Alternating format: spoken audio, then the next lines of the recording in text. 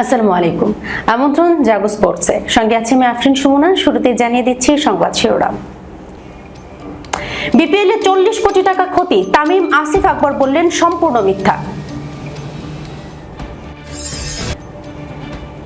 অজিদের pace আক্রমণ, বাংলাদেশ দলের সামর্থ্য প্রমাণের বড় সুযোগ। আইসিসির রায়ে স্বস্তি পাকিস্তানের, বাতিল হলো শাস্তি। লম্বা সময়ের জন্য মাঠের বাইরে ইংলিশ অলরাউন্ডার। দর্শক শিরোনাম শুনছিলেন, এবার জানিয়ে দিচ্ছি বিস্তারিত। বিপিএল এর কাঠামোগত দুর্বলতা ও আর্থিক ক্ষতির বিষয় সামনে এনে দুপুরে এক সংবাদ সম্মেলনে বিসিবির সভাপতি তামিম ইকবাল বলেছিলেন, এভাবে বিপিএল করতে চায় না। সমস্যা হলো কোনো দল সরে গেলে বা নিয়ম মেনে চলতে না পারলে বিসিবিকেই সেই দলের দায়িত্ব নিতে হয়। গত 2 বছরে বিসিবির প্রায় 40 কোটি টাকা লোকসান হয়েছে। ফ্র্যাঞ্চাইজি ক্রিকেট থেকে বিসিবির লাভ করার কথা, লোকসান করার কথা নয়। তাই যতক্ষণ না আমরা সমস্যাগুলো ঠিক করতে পারছি, লোকসান দিয়ে টুর্নামেন্ট আয়োজন করা গুরুত্বপূর্ণ নয়। গতকাল সন্ধ্যায় সামাজিক যোগাযোগ মাধ্যমে এক পোস্টে বিসিবির আগের কমিটির পরিচালক সঙ্গীত শিল্পী আসিফ আকবর এর প্রতিবাদ করেছেন। তিনি বলেছেন, 2 মৌসুমে 40 কোটির ক্ষতির দাবিটি সম্পূর্ণ মিথ্যা। তিনি এই ব্যাপারে সরকারের সর্বোচ্চ পর্যায়ে অডিট এবং গণশুনানির দাবি করেছেন। সংবাদ সম্মেলনে তামিম জানান, বিপিএল এর পরবর্তী আসর হবে দীর্ঘমেয়াদী পরিকল্পনার ভিত্তিতে। তাই চলতি বছর টুর্নামেন্ট আয়োজন না করে প্রয়োজনীয় সংস্কার ও ফ্র্যাঞ্চাইজি সংক্রান্ত প্রক্রিয়া গুছিয়ে নিতে চায় বোর্ড। বিপিএল নিয়ে বিসিবির এই অবস্থানের পেছনে খেলোয়াড়দের স্বার্থ বিবেচনায় রয়েছে বলে জানান তামিম। চলতি বছর এই ফ্র্যাঞ্চাইজি লিগ না হলে অনেক ক্রিকেটার আর্থিকভাবে ক্ষতিগ্রস্ত হবেন। এটা স্বীকার করলেও টুর্নামেন্টের দীর্ঘমেয়াদী স্বার্থকে অগ্রাধিকার দিচ্ছেন তিনি। অস্ট্রেলিয়ার পেস আক্রমণ মোকাবিলাকে নিজেদের ক্যারিয়ারের জন্য বড় সুযোগ হিসেবে দেখছেন বাংলাদেশ টেস্ট অধিনায়ক নাজমুল হোসেন শান্ত। বিশ্ব ক্রিকেটে নিজেদের সামর্থ্য প্রমাণ করতে এবং সম্মান আদায় করতে এমন কঠিন কন্ডিশনে নিয়মিত খেলার উপরও জোর দিয়েছেন তিনি। পুরো 5 দিন ভালো ক্রিকেট খেলেই সিরিজ জয় নিশ্চিত করতে চান তারা। ডারউইনে অজিদের বিগ 3 খ্যাত স্টার্ক, হ্যাজেলউড, কামিন্সদের বেশ ভালো সামলেছে শান্তর দল। তাই তো ম্যাকাইতেও সেই সুযোগ কাজে লাগাতে চান তারা। অস্ট্রেলিয়ায় শক্তিশালী বোলিং আক্রমণ ও নিজেদের প্রস্তুতি নিয়ে শান্ত ম্যাচ পূর্ব সংবাদ সম্মেলনে বলেন, অবশ্যই চ্যালেঞ্জ তো থাকবেই। আমি প্রথম সংবাদ সম্মেলনে যা বলেছিলাম, এটা আমাদের জন্য বড় একটা সুযোগ যে এমন বোলিং লাইন আপের বিপক্ষে আমরা কতটা ভালো ব্যাট করতে পারি।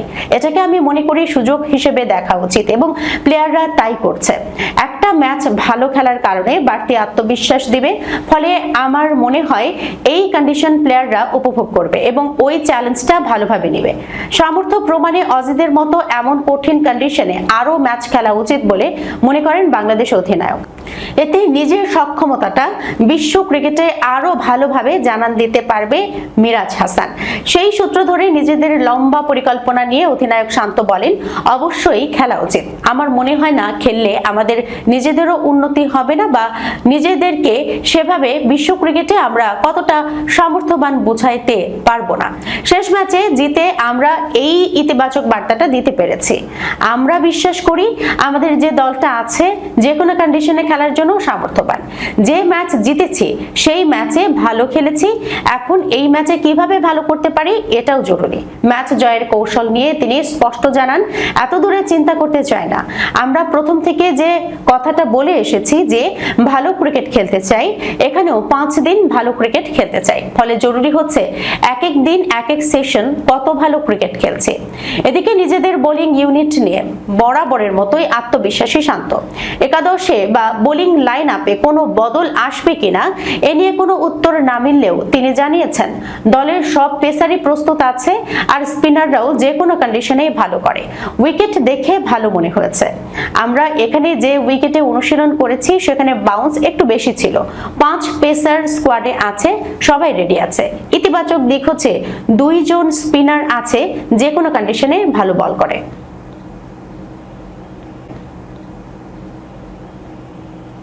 লাহোরের গদ্দাফি স্টেডিয়ামের উপর থেকে ডিমেরিট পয়েন্ট তুলে নিয়েছে আইসিসির আপিল প্যানেল। গত জুনে পাকিস্তান ও অস্ট্রেলিয়ার 3 ম্যাচে সিরিজের তৃতীয় ওয়ানডেতে অসন্তোষজনক পিচ প্রস্তুত করার কারণে এই শাস্তি দেওয়া হয়েছিল।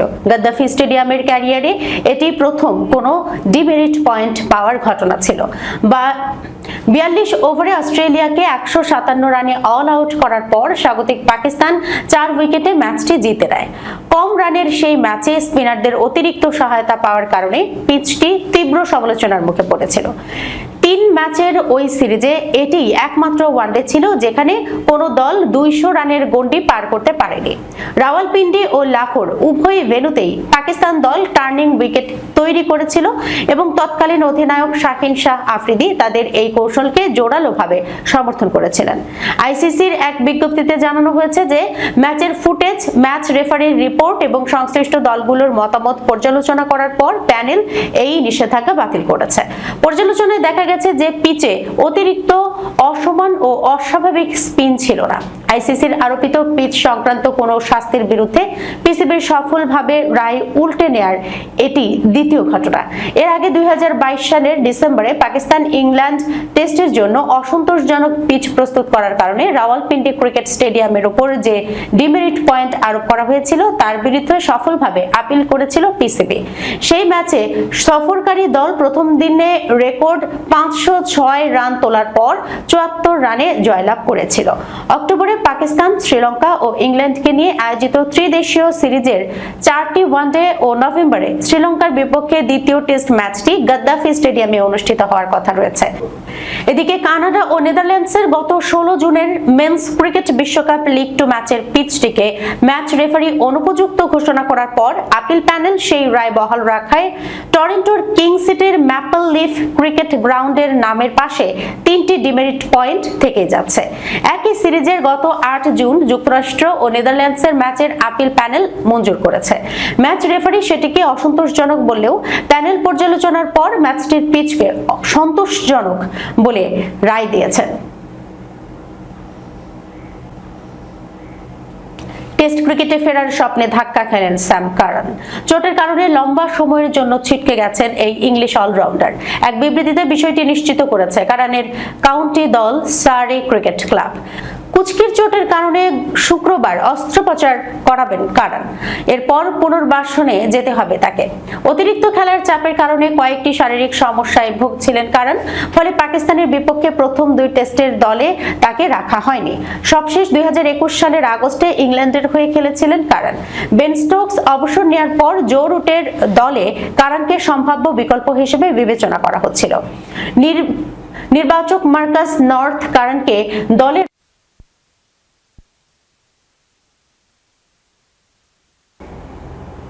দর্শক, এই ছিল এখনকার মতো জাগো ফুটবলে। যাবার আগে শিরোনামগুলো জানিয়ে দিচ্ছি আরো একবার। বিপিএল এ 40 কোটি টাকা ক্ষতি, তামিম আসিফ আকবর বললেন সম্পূর্ণ মিথ্যা।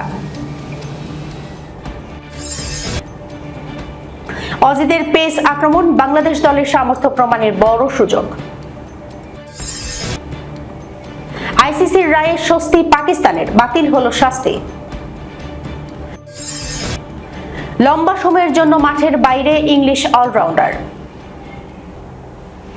এখনকার মতো এই পর্যন্তই। এতক্ষণ পর্যন্ত যারা সঙ্গে ছিলেন সবাইকে ধন্যবাদ। আল্লাহ হাফেজ।